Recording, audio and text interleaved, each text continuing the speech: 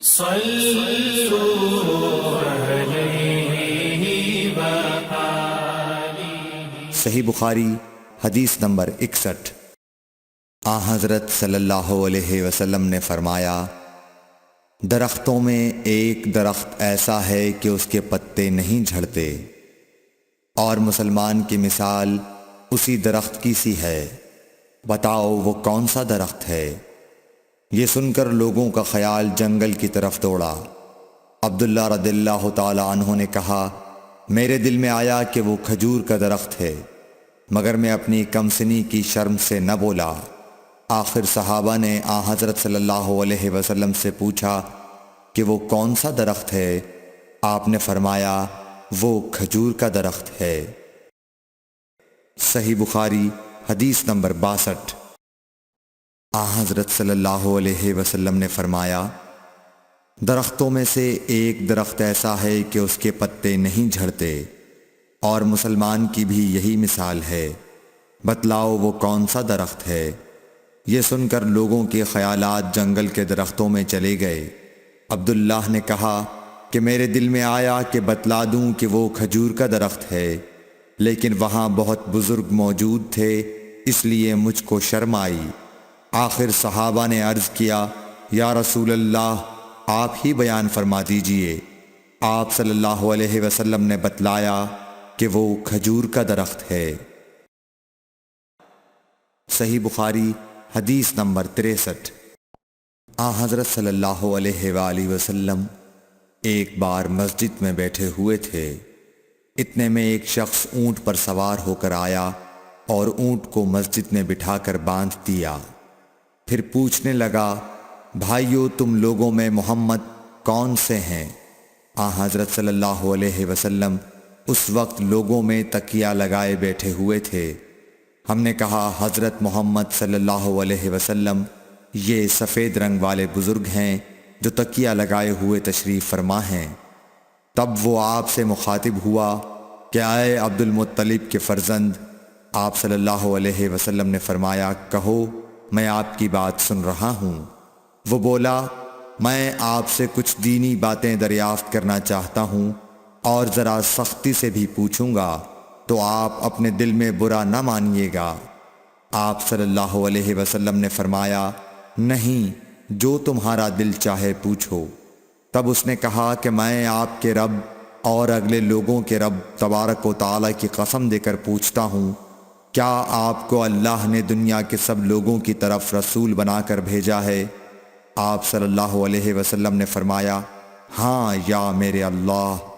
پھر اس نے کہا، میں آپ کو اللہ کی قسم دیتا ہوں، کیا اللہ نے آپ کو رات دن میں 5 نمازیں پڑھنے کا حکم فرمایا ہے؟ آپ صلی اللہ علیہ وسلم نے فرمایا، ہاں یا میرے اللہ۔ پھر کہنے لگا، میں آپ کو اللہ کی قسم دے کر پوچھتا ہوں کہ کیا اللہ نے آپ کو یہ حکم دیا ہے کہ سال بھر میں اس مہینے رمضان کے روزے رکھو؟ آپ صلی اللہ علیہ وسلم نے فرمایا، ہاں یا میرے اللہ۔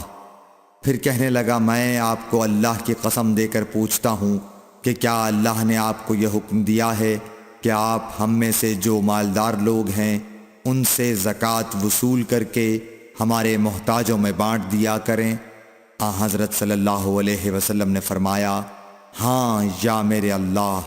تب وہ شخص کہنے لگا، جو حکم آپ اللہ کے پاس سے لائے ہیں میں ان پر ایمان لایا، اور میں اپنی قوم کے لوگوں کا جو یہاں نہیں آئے ہیں بھیجا ہوا تحقیق حال کے لیے آیا ہوں۔ صحیح بخاری حدیث نمبر 64۔ رسول اللہ صلی اللہ علیہ وسلم نے ایک شخص کو اپنا ایک خط دے کر بھیجا اور اسے یہ حکم دیا کہ اسے حاکم بحرین کے پاس لے جائے۔ بحرین کے حاکم نے وہ خط کسریٰ شاہ ایران کے پاس بھیج دیا۔ جس وقت اس نے وہ خط پڑھا تو چاک کر ڈالا۔ راوی کہتے ہیں، اور میرا خیال ہے کہ ابن مسیب نے اس کے بعد مجھ سے کہا کہ اس واقعے کو سن کر رسول اللہ صلی اللہ علیہ وسلم نے اہل ایران کے لیے بد دعا کی کہ وہ بھی چاک شدہ خط کی طرح ٹکڑے ٹکڑے ہو جائیں۔ صحیح بخاری حدیث نمبر 65۔ رسول اللہ صلی اللہ علیہ وسلم نے کسی بادشاہ کے نام دعوت اسلام دینے کے لیے ایک خط لکھا یا لکھنے کا ارادہ کیا تو آپ صلی اللہ علیہ وسلم سے کہا گیا کہ وہ بغیر مہر کے خط نہیں پڑھتے، یعنی بے مہر کے خط کو مستند نہیں سمجھتے۔ تب آپ صلی اللہ علیہ وسلم نے چاندی کی انگوٹھی بنوائی جس میں محمد الرسول اللہ کندہ تھا۔ صحیح بخاری حدیث نمبر 66۔ ایک مرتبہ رسول اللہ صلی اللہ علیہ وسلم مسجد میں تشریف فرما تھے اور لوگ آپ صلی اللہ علیہ وسلم کے ارد گرد بیٹھے ہوئے تھے کہ 3 آدمی وہاں آئے۔ ان میں سے 2 رسول اللہ صلی اللہ علیہ وسلم کے سامنے پہنچ گئے اور ایک واپس چلا گیا۔ پھر وہ دونوں رسول اللہ صلی اللہ علیہ وسلم کے سامنے کھڑے ہو گئے۔ اس کے بعد ان میں سے ایک نے جب مجلس میں ایک جگہ کچھ گنجائش دیکھی تو وہاں بیٹھ گیا، اور دوسرا اہل مجلس کے پیچھے بیٹھ گیا، اور تیسرا جو تھا وہ لوٹ گیا۔ تو جب رسول اللہ صلی اللہ علیہ وسلم اپنی گفتگو سے فارغ ہوئے تو صحابہ رضی اللہ عنہم سے فرمایا، کیا تمہیں 3 آدمیوں کے بارے میں نہ بتاؤں؟ تو سنو۔ ان میں سے ایک نے اللہ سے پناہ چاہی، اللہ نے اسے پناہ دی، اور دوسرے کو شرم آئی تو اللہ بھی اس سے شرمایا کہ اسے بھی بخش دیا، اور تیسرے شخص نے منہ موڑا، اللہ نے بھی اس سے منہ موڑ لیا۔ صحیح بخاری حدیث نمبر 67۔ رسول اللہ صلی اللہ علیہ وسلم اپنے اونٹ پر بیٹھے ہوئے تھے اور ایک شخص نے اس کی نکیل تھام رکھی تھی۔ آپ صلی اللہ علیہ وسلم نے پوچھا، آج یہ کون سا دن ہے؟ ہم خاموش رہے حتیٰ کہ ہم سمجھے کہ آج کے دن کا آپ کوئی دوسرا نام اس کے نام کے علاوہ تجویز فرمائیں گے۔ پھر آپ صلی اللہ علیہ وسلم نے فرمایا، کیا آج قربانی کا دن نہیں ہے؟ ہم نے عرض کیا، بے شک۔ اس کے بعد آپ صلی اللہ علیہ وسلم نے فرمایا، یہ کون سا مہینہ ہے؟